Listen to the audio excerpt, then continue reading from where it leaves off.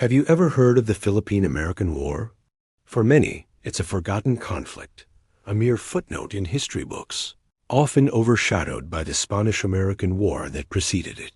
But this war, which lasted from 1899 to 1902, and even longer in some areas, was a brutal and transformative period that profoundly shaped the futures of both the Philippines and the United States. Today, we're diving deep into this complex chapter of history to understand what happened, why it happened, and why it still matters. Our story begins in the late 19th century. The Philippines had been under Spanish colonial rule for over 300 years. But a powerful nationalist movement was brewing, led by figures like José Rizal and later Emilio Aguinaldo. Filipinos were fighting for their independence, and by 1898, they were on the verge of victory. The Philippine Revolution had successfully cornered the Spanish in Manila. It seemed like freedom was finally within reach. Then, a new global power entered the scene, the United States. The U.S. declared war on Spain in April 1898, famously sparked by the explosion of the USS Maine in Havana Harbor. This was the Spanish-American War. The first major battle didn't happen in Cuba, though. It happened thousands of miles away in Manila Bay. Commodore George Dewey led the U.S. Asiatic Squadron to a swift and decisive victory, annihilating the Spanish fleet. At first, the Filipino revolutionaries, led by General Emilio Aguinaldo, saw the Americans as allies. They worked together to defeat the Spanish. Aguinaldo and his forces controlled the land, while the Americans controlled the sea.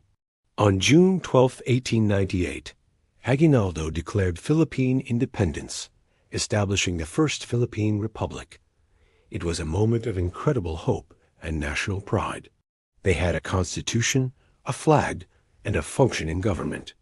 But the Americans had other plans.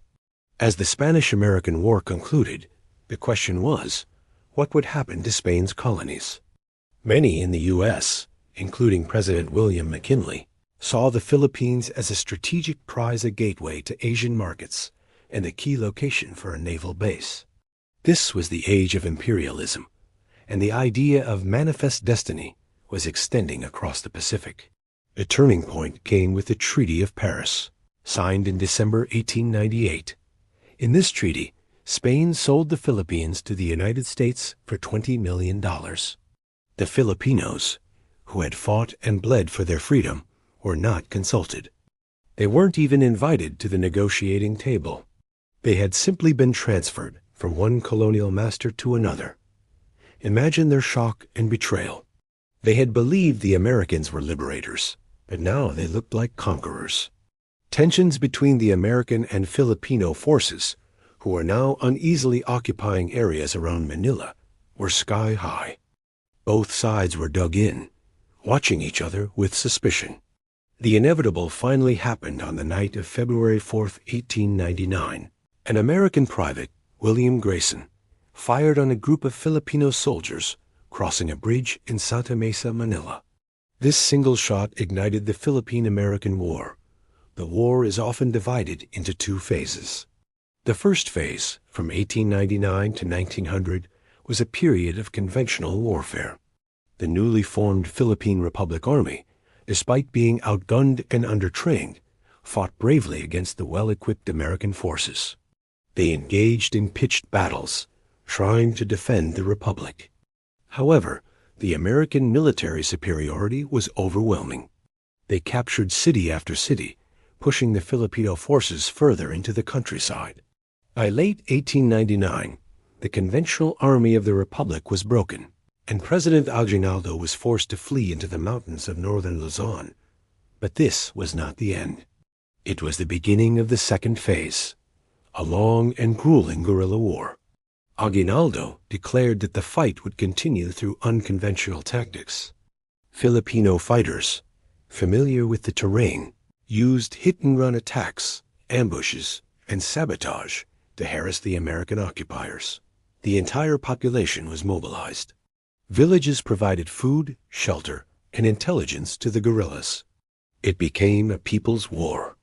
The American response to this guerrilla campaign was harsh. Frustrated by an enemy they couldn't pin down, the U.S. military adopted counterinsurgency tactics that were often brutal. They established reconcentration camps, where civilians were forced into fortified zones. The goal was to separate the guerrillas from their civilian support base, but these camps were often overcrowded and unsanitary, leading to widespread disease and death. The military also employed tactics like the water cure, a form of torture used to extract information. It was a dark and violent period, with significant casualties on both sides, but especially among the Filipino civilian population. One of the most infamous episodes was the Balangiga massacre in 1901. In the town of Balangiga on the island of Samar, Filipino villagers and guerrillas launched a surprise attack on an American company, resulting in a significant American loss. The retaliation was swift and merciless. General Jacob H. Smith issued an order to turn the island of Samar into a howling wilderness. He instructed his men to kill any male over the age of 10 capable of bearing arms. This event sparked outrage back in the United States when it was reported, leading to a court-martial for General Smith. The war officially ended after the capture of General Aguinaldo in March 1901. He was tricked by American forces who disguised themselves as Filipino soldiers. After his capture, Aguinaldo swore an oath of allegiance to the United States and issued a proclamation calling for his countrymen to lay down their arms.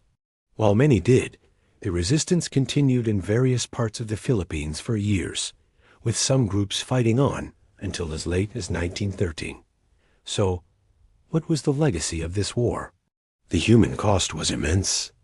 While exact numbers are debated, historians estimate that over 4,200 American soldiers and about 20,000 Filipino soldiers died. The civilian death toll was catastrophic, with estimates ranging from 200,000 to 1,000,000 Filipinos perishing from violence, famine, and disease. It was a devastating blow to the Filipino nation. For the United States, the war was a defining moment in its journey to becoming a global power. It was America's first major overseas colonial war, and it sparked a fierce debate at home. An anti-imperialist league was formed, with prominent members like Mark Twain and Andrew Carnegie, who argued that colonizing the Philippines went against the core American values of liberty and self-determination. Twain, in particular, wrote scathing essays criticizing the war. On the other side, imperialists like Theodore Roosevelt argued for America's duty to civilize and govern the Filipinos, a concept often referred to as the white man's burden. The American colonial period in the Philippines lasted until 1946. During this time, the U.S. introduced significant changes in education, governance, and infrastructure. English became a primary language, and a public school system was established. The Americans also built roads, bridges, and hospitals. However, this was all done under the framework of colonial rule. The Philippine economy was structured to benefit the United States, and political power was held by a small, U.S.-approved elite. The dream of genuine independence, which had burned so brightly in 1898, was deferred for nearly half a century.